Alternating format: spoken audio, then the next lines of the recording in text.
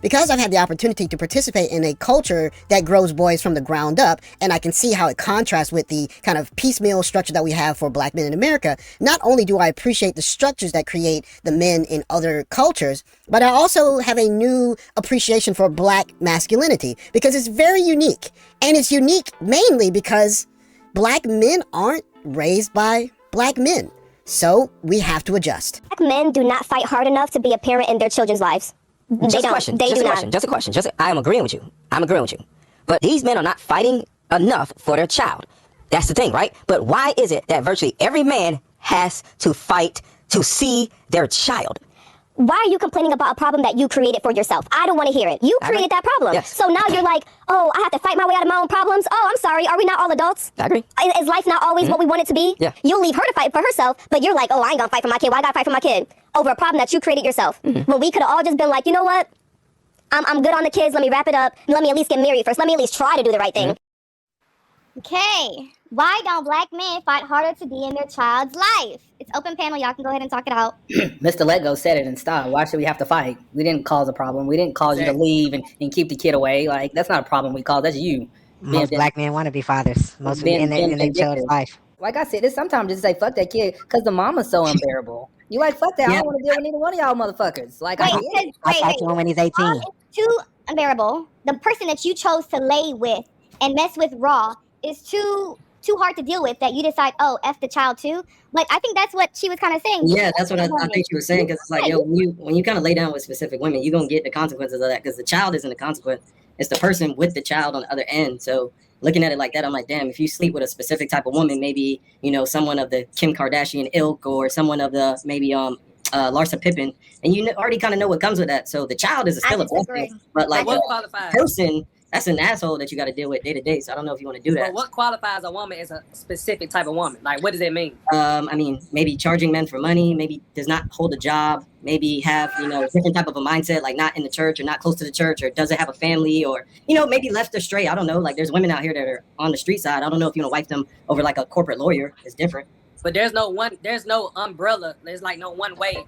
Yeah, that's what I'm saying. It's not a vacuum. Like, so yeah, a guy you knows said that. type of woman, so we really don't know. That's just women. No, you do. Women in general. You can use cultural nuance. In fact, if you go back and look at the movie Fences, Troy, who was the so-called patriarch of his family, the breadwinner of his family, was the trash man, could not read. And guess who didn't try to teach him? His wife of 20-something years did not try to teach him how to read. Black boys' education has always been the lowest on the totem pole in the black community. I don't know how many times you have to prove it, how many books you have to pull out, how many studies you have to show, how many statistics, and yada, yada, yada. Much love to Passport OG for starting this conversation, but I think it's time that we really it's time for the real deal, right? And what I mean by that is, for whatever reason, a lot of us are skirting around the real problem. You know, we'll talk all about the black family and single motherhood and the failures of black boys and all these other kind of things, but we won't address the real problem. The real, like, we'll talk about black masculinity and culture, proper cultures, and how boys are raised up, and we'll talk about all that day and night. But we somehow find a way to avoid the real conversation. And that's this. Whenever you're speaking of a culture where boys are raised properly, they're trained, they're educated, they're raised to be men, they're brought up in environments where it's okay to be masculine, they're taught their masculine identity, they have options and resources to display their gifts and talents and to reach higher heights and deeper depths. Whenever you're talking about institutions like that, or situations, or communities, or cultures, in every single one of those cultures, what you are going to find are men who take ownership and responsibility, not just for their own personal outcomes, but they also take responsibility for the outcomes of the boys that they produce. And in many instances, they not only take responsibility and ownership over the boys that they produce, they'll do so for a nephew, a little cousin, a little brother, if need be. That's the elephant in the room. The fact of the matter is, in Black America, there's not nearly enough men taking ownership of the boys. He even said in the video, black boys are not raised by black men. That's the problem. But oftentimes we'll paint it as the woman's problem, when in actuality, it is the father's problem. See, you are a grown man. You made a decision to lay down with this woman. Once you lay down with this woman, you must then accept every single consequence, good or bad, that comes from it.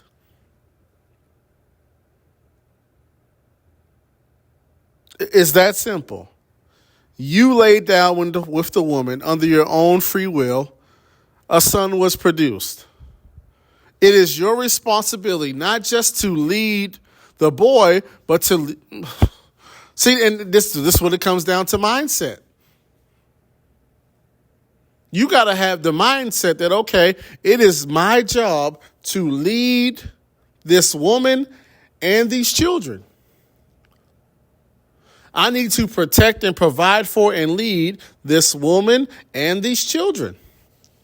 Because this woman who I had this son with is the other parent. This woman is the other half of who my son is.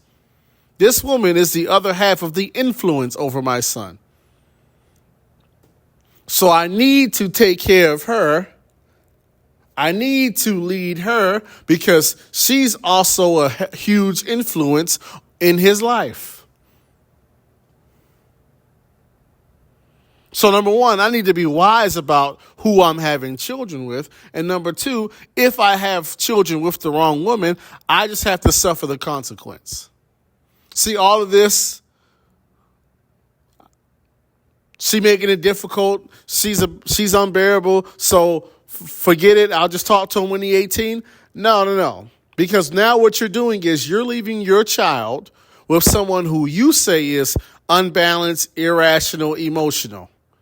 You're going to leave your son to deal with that all on his own. We do all this talking about son husbands and women making boys weak and making them effeminate and not raising them properly. And we'll say all this, but then if we have a tough situation with the woman that we chose, oh, son, you deal with that on your own until you're 18. I'll holler at you then. That's not appropriate. Then you'll say, oh, the black boys can't read. Listen, that is your son. That is your legacy. It is your responsibility as a man to make sure your son is raised up to be a man. That's your job. Because if we all agree, women can't teach you how to be a man, right? Okay, I agree as well. So if that's the case, it's your job to teach your son how to be a man. And if you have to deal with an unruly woman to do so, that's your consequence for dealing with that woman. See, a lot of us want to pass the consequences onto the child. She's unbearable, so he's not going to get the man training that he's supposed to get from me because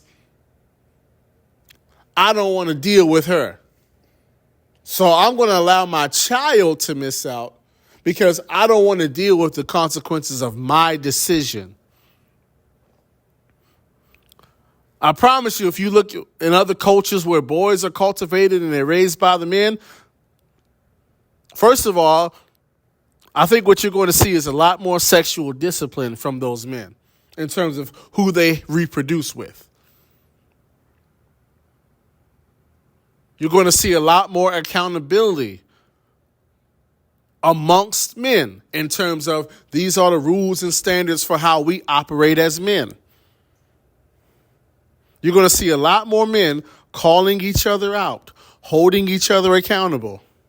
Whereas in Black America, the only person who is popular to be held accountable in Black America right now currently is the woman. You can hold the woman accountable all day, every day. But the moment you start talking about what men need to do, oh, now you're simping. Now you're caping. Now you're selling out the black man. You hate yourself. In these cultures, Passport OG, that you're referring to, I'm almost certain that they all have a certain healthy amount of men holding men accountable, of men setting standards, not just for women, but men setting standards for one another. I'm almost certain in these other cultures, men have severe consequences for other men who are out of line.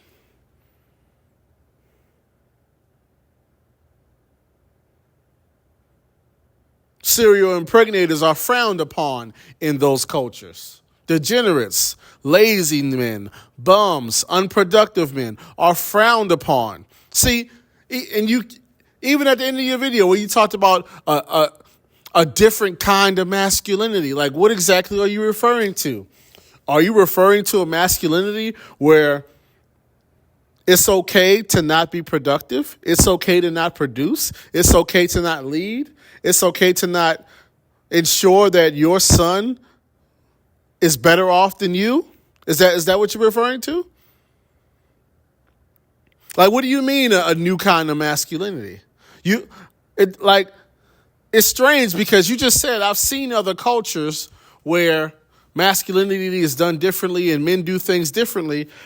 But I thought that the logical conclusion would be, okay, in Black America, we should emulate what these other groups are doing to get the same outcomes that they're doing. But that's not what you said. What you said was, oh, we got our own different thing over here.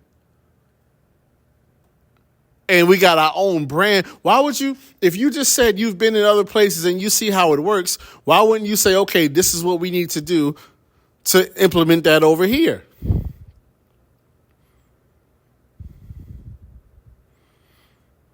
The biggest problem in 2024 with Black masculinity is the unwillingness to be held accountable, the unwillingness to be responsible for your own outcomes, decisions, choices, and children. If you listen to us in Black America, the fact that black boys can't read, that's not his father's fault. Think about it. We have adopted the idea that it's not the black man's fault that the black boy can't read. It's somebody else's fault.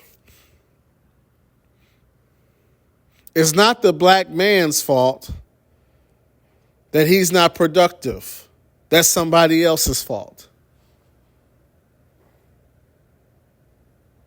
It's not the black man's fault that black boys are being raised without fathers. Just think about that. The black men who had the black boy is not responsible for that black boy not growing up with his father. Just think about that. How can you create a culture of strong men, of strong masculine black men, when nothing is the man's fault? Think about it. His outcomes are not his fault, and the outcomes of his son are not his fault. So basically, nothing is his fault. Nothing is his responsibility. In that type of situation, how do you expect a high level of production? How do you expect boys to be trained up in the proper way? You've already told the father of the boy that the son's outcomes, if they're bad, are not his fault. If the boy can't read, it's not his fault. It's the woman's fault. It's the system's fault. It's the white man's fault. These other cultures that you're referencing, once again, I would like to ask you, how much responsibility do men put on each other and themselves in those successful cultures? How much ownership do those men take over their boys in the successful cultures?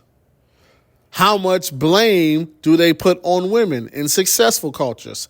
How much time do they spend talking about what's wrong with the woman in those successful cultures? See, this is the conversation that needs to be had.